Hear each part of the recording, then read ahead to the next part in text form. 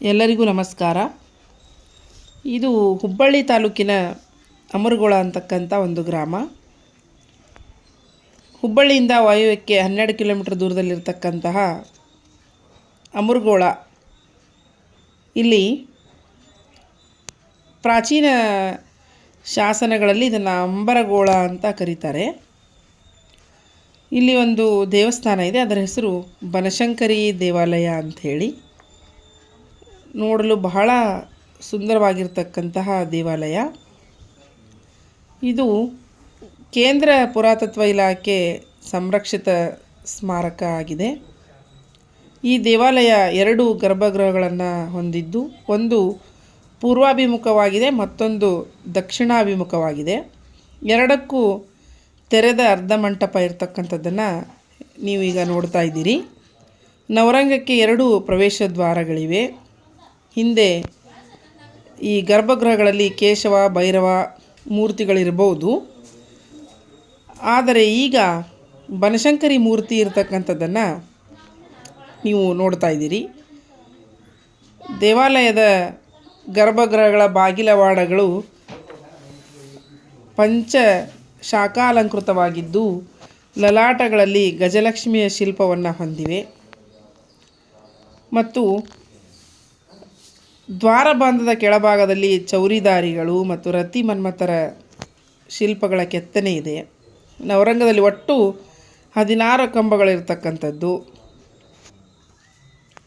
ಒಟ್ಟಾರೆಯಾಗಿ ದೇವಸ್ಥಾನ ಅಂತಕ್ಕಂಥದ್ದು ಬಹಳ ಸುಂದರವಾಗಿರ್ತಕ್ಕಂಥ ದೇವಸ್ಥಾನ. ಗರ್ಭಗೃಹದ ಮೇಲಿರ್ತಕ್ಕಂತಹ ಕದಂಬನಾಗರ ಶಿಖರ ಈಗ ನೋಡಲು ಸಿಗೋದಿಲ್ಲ, ಅದು ಕುಸಿದು ಹೋಗಿದೆ. ಮತ್ತು ಇಲ್ಲಿ ಈ ಸ್ತಂಭಗಳನ್ನು ನೋಡ್ತಾ ಇದ್ದೀರಿ. 4 ಕಂಬಗಳು ಕೂಡ ಚಾಳುಕ್ಯ ಸ್ತಂಭಗಳಾಗಿವೆ. ಇವುಗಳ ಮೇಲೆ ಲಕ್ಷ್ಮೀ, ಭೈರವ, ನಟರಾಜ, ಬ್ರಹ್ಮ, ಶಿವ, ಸೂರ್ಯ, ಸರಸ್ವತಿ, ಮನ್ಮಥ, ಕೇಶವ, ಭೂವರಾಹ ನರಸಿಂಹ, ಉಗ್ರ ನರಸಿಂಹ, ಚಾಮುಂಡಿ ಮತ್ತು ಗಣಪತಿಯ ಸುಂದರವಾದ ಶಿಲ್ಪ ಕೆತ್ತನೆಗಳಿವೆ. ಈ ಶಿಲ್ಪಾಲಂಕೃತ ಸ್ತಂಭಗಳೇ ಈ ದೇವಾಲಯದ ಮುಖ್ಯ ಆಕರ್ಷಣೆಯಾಗಿದೆ. ಈ ದೇವಾಲಯದ ಹೊರಭಿತ್ತಿಗಳಲ್ಲಿ ಅಲಂಕಾರಿಕ ಗೋಡೆ ಕಂಬಗಳು, ಔತ್ತರೆಯ ದ್ರಾವಿಡ ಹಾಗೂ ವೇಸರ ಶೈಲಿಯ ಕಿರುಶಿಖರ ಮಾದರಿಗಳು, ದೇವಕೋಷ್ಠಗಳಲ್ಲಿ ಕೀರ್ತಿ ಮುಖವುಳ್ಳ ಸೂರ್ಯ, ಕೇಶವ, ನಟರಾಜ ಮತ್ತಿತರ ಸುಂದರ ಬಿಡಿ ಶಿಲ್ಪಗಳಿವೆ. ಗರ್ಭಗೃಹದ ಮೇಲಿರುವ ಕದಂಬನಾಗರ ಶಿಖರ ಅಂತಕ್ಕಂಥದ್ದು ಇಲ್ಲ, ಅದು ಬಹುಶಃ ಕುಸಿದು ಹೋಗಿದೆ. ಇನ್ನು ಈ ದೇವಾಲಯಕ್ಕೆ ಒಂದು ನವರಂಗವಿದೆ.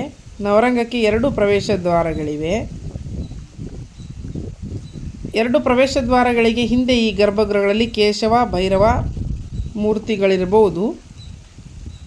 ಇನ್ನು ಇಲ್ಲಿ ಈ ದೇವಾಲಯದ ಒಳಗಡೆ ಒಂದೇ ಒಂದು ಶಾಸನ, ಅದು 6ನೇ ವಿಕ್ರಮಾದಿತ್ಯನ ಆಳ್ವಿಕೆಯಲ್ಲಿ ಕ್ರಿಸ್ತಶಕ 1120ರ ಸಾದೊರೆ ಜಕ್ಕರಸನು ಅಂಬರಗೋಳದಲ್ಲಿ ಕೇಶವ ಹಾಗೂ ಭೈರವ ದೇವರ ಪ್ರತಿಷ್ಠಾಪನೆ ಮಾಡಿ ಭೂದಾನ ಮಾಡಿರ್ತಕ್ಕಂಥ ಅಂಶವನ್ನು ಈ ಶಾಸನ ತಿಳಿಸುತ್ತದೆ.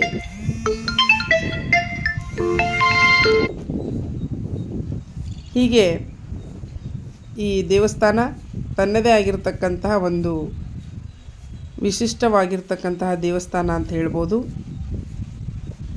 ನೀವು ಒಂದು ಬಾರಿ ಈ ದೇವಸ್ಥಾನಕ್ಕೆ ಭೇಟಿ ನೀಡಿ ಅಂತ ಹೇಳ್ತಾ ಇಲ್ಲಿಗೆ ನನ್ನ 2 ಮಾತುಗಳು ಮುಗಿಸ್ತೇನೆ. ಧನ್ಯವಾದಗಳು.